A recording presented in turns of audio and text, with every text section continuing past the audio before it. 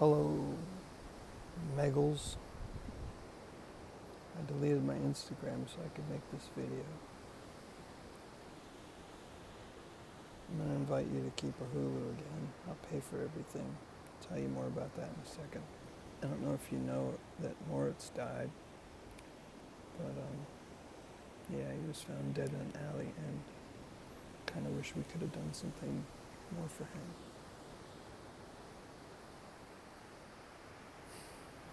So yeah, keep Hulu. The weather's really nice right now. Steph and Ellie say you can stay at their place as long as you like. I'm moving up to the Dragon's Nest in a week, so that would be convenient, but separate. And I'll pay for everything. I can afford to get you here now, both of you. And, excuse me, by the time you're here for a week or so, I can afford to pay for your next flights. I'd love to send you to Pennsylvania. You know, you'd be super well supported and taken care of there for a visit. That'd be really good for everybody. Or I could send you back home.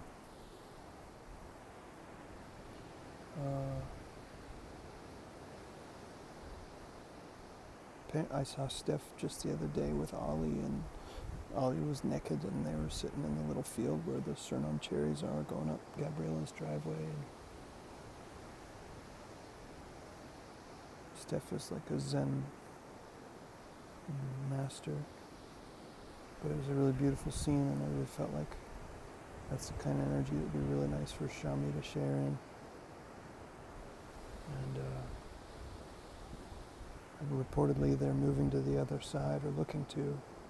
So the offer of staying at their place here in Kipahulu may not be for long. Apparently, Ellie, you probably know more about this than me, but Ellie doesn't want to be so lonely, especially for Ollie. So Shama will be the most amazing little addition to that crew, and maybe just the impetus to help her stay in the jungle. Anyway, the offer stands. You say the word, I'll fly you here. And take care of everything else too. Food and a good safe ride with a car seat, etc., etc.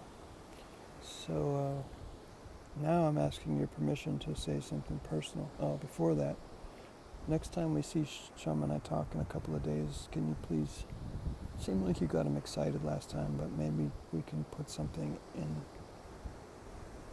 the works that we can be a little more interactive.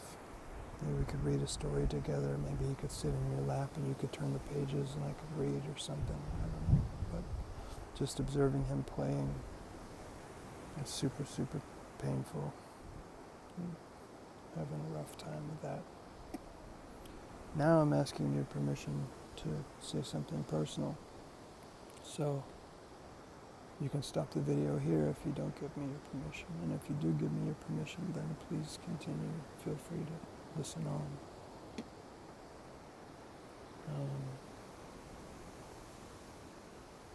I don't know where to start. I should maybe pause and continue.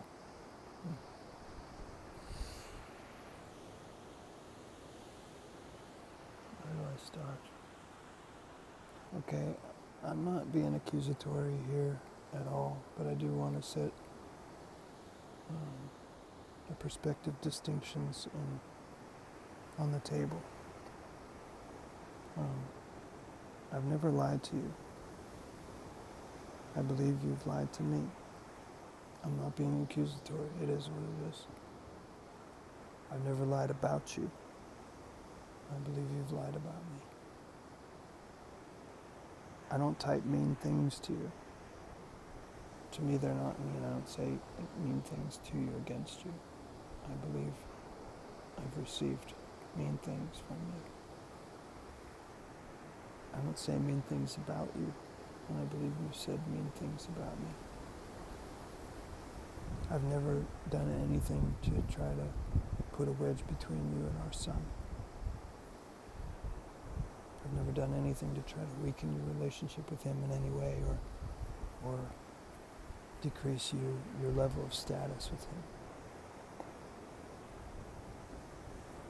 I hope that you can be cheerful and excited when you speak to him about, it's time to talk to your daddy, not just your dad.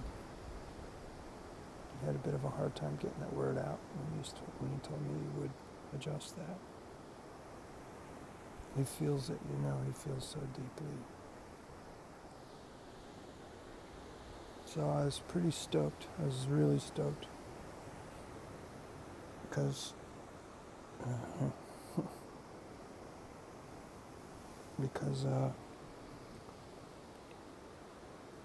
when I saw you in person, I saw you in person.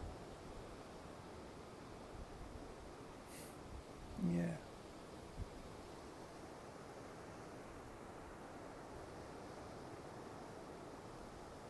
And you're still very, very beautiful to me. And you are my family.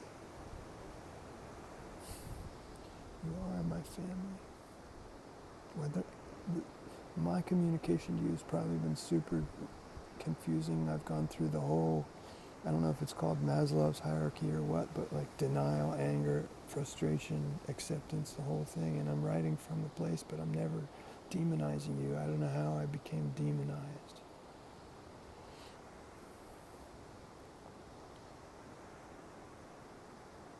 All along, I've always loved your essence, despite being at the receiving end of hell hath no fury. Despite being at the receiving end of the most painful treatment in my whole life. I'm here for you. I want to be your family. You are my family, whether we accept it or not. I am committed to you. I hope this thing doesn't cut me off. So far, so good. If you're listening, cool. Thank you for listening. I hope you're feeling.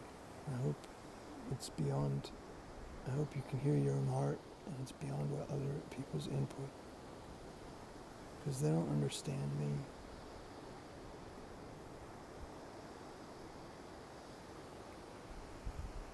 I know they actually mean well, but they don't understand me. This Cards of Destiny thing that Gabriella and Rich and Virginia and AJ and a lot of our friends here are pretty high-level folks, high-vibe folks, really subscribe to as deep, deep truth. It says specifically about you and I that we have past life relationship stuff. I'm not saying that I'm subscribing to it, but when I read the dynamics therein, it made things make a bit of sense, a lot of sense. That crystal I gave Shama, Anastasia gave me that. You probably hate hearing that name. I understand that. She handed it to me and said, "This is your heart." And then when I was trying to get rid of all my stuff so I could just have my boy, have you. Now, what do I do with this crystal? It represents my heart. I don't want to throw my heart in the ocean. I don't want to bury my heart. What do I do with it? And I took it and I held it to the trunk of the tree, his Relenia tree. I wanted to bury it there. I give my heart to him and to you. I don't know how I got demonized. And your mom, she turned around with a smile. She thought I was a neighbor or something when I called out her name, and then she made a mean face and threw up her arm and whipped around and slammed the door, and only a couple seconds later she was already upstairs and whipped the curtains shut as though I could even see anything up there anyway, and then I could see through the little crack of the curtains wobbling that she was still peering down at me. What's that about? I've only ever accepted her into my world. I've only ever shown her how much I hurt being separated from Shama and you. I've only ever expressed my heart to somebody who I can't force to like me or accept me. How did I become demonized to her to that extent? It felt super dramatic. She was the last one to block me on Facebook, and I sent her a message and I said, thank you for being the only one that hasn't blocked me on Facebook. And the moment I sent that message, I felt like, wow, she's probably way more likely to block me now, just by the power of suggestion alone. But she's a mom. She hopefully understands and gets it. And she blocked me. What's that about? Where was the switching point where you were going on a 2-month maximum vacation? You know I could never do that to you. Shama was born here and I was born here as a mama. Where did that switch to tapering me off more and more and more to nothing? I've apologized many, many times for my wrongs. But I was always honest, and I was not mean, and I didn't lie about or to you. Maybe my own personal truth is not accurate in your belief, in your experience. But I never said anything inaccurate in my own experience. And I never was going to discard you. I knew that other shit, nasty ass wasn't going to work out. But also the cards of destiny say that in order for me to actually love, I got to clear up the karma. It could be past loves, past lives, whatever you believe in, but I knew that there was fragments happening in my heart and I needed to just take care of it. And I'm sorry that we couldn't become realigned when I got back.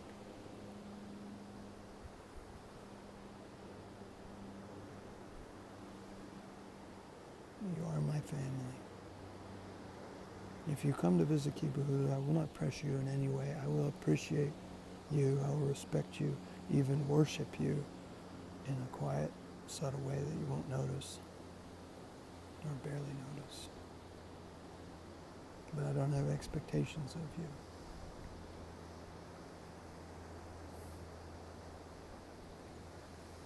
And I know, I think maybe that my friend Kat was a switching point for you. I'm not sure, because I know you were snooping around on her site. And you accidentally liked something and then unliked it.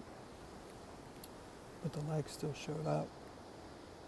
But that was already after you cut me off for a couple of months and told me don't contact you again. And you helped change that girl's life in a big way.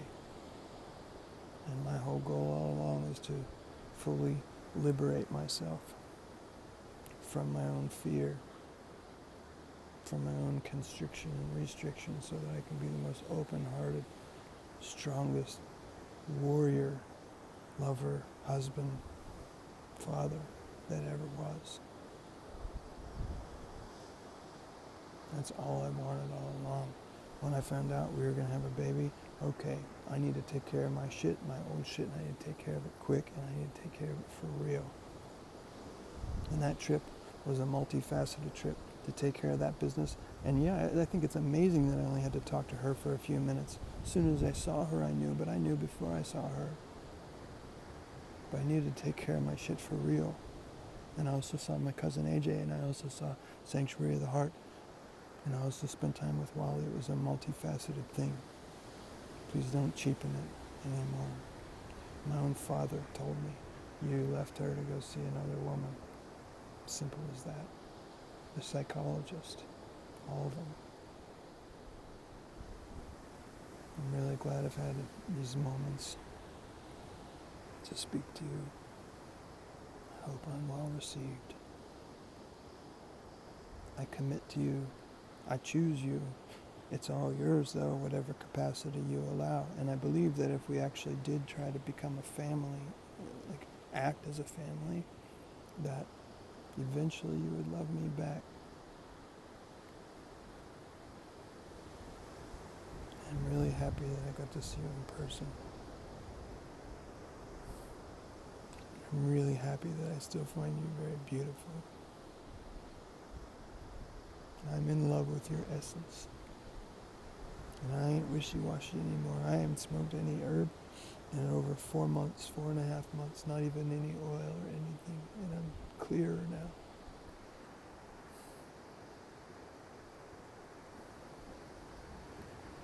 If you feel me, please tap into that and hold on to that as truth. Because I know if it's shared with anybody, it's going to be talk, and I don't mean to cheapen, I'm not being rude. I feel like you feel the truth sometimes, and then other people talk you out of it. And you feel like, I don't want to say it, bless her on her own journey. Bless her with her own beautiful baby. I hope nothing but good things. Thank you for hearing me. I love our boy so much, and I love you so much. Okay, cool.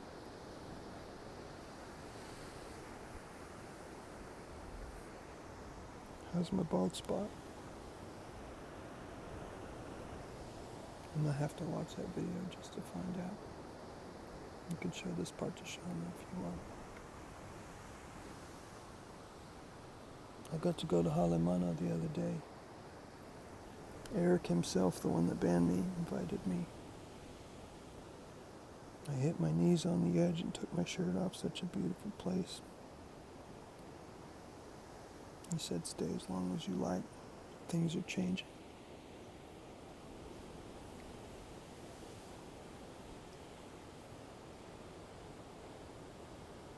If you want to come be warm for a little while.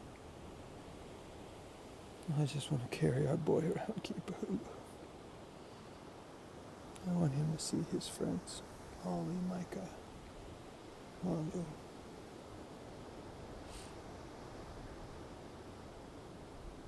You have family here. I have never said shit about you, mean. They love you and support you so much. Thank you for listening.